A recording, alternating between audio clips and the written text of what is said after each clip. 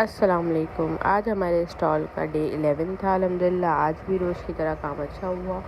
बस कल का दिन बहुत भारी गुजरा था, जिसकी वजह से आज हिम्मत नहीं हो रही थी काम करने की, पर फिर भी अल्लाह का नाम लेके हमने काम स्टार्ट किया और अल्हम्दुलिल्लाह काम अच्छा हुआ। इतने में क्या कहते हैं, एक जब एंड पे हमारा काम बिल्कुल लास्ट पर था तो एक भाई आए, उन्होंने हमें 500 रुपीज़ दिए और कहा कि आप ये डिस्ट्रीब्यूट कर दीजिएगा। तो हमारा काम एंड पे था, जिसकी वजह से 50-50 वाली हमारी 6 थैलियाँ बनी थी, तो हमने वो डिस्ट्रीब्यूट कर दी थी। और आज इंशाल्लाह हम 4 थैलियाँ और उनकी 500 की 10 थैलियाँ बनती हैं, तो हम आज उनकी इंशाल्लाह 4 थैलियाँ और डिस्ट्रीब्यूट कर देंगे। और ये देखें, ये वो थैलियाँ हैं एंड की लास्ट में जो मैंने डिस्ट्रीब्यूट कर दी थी।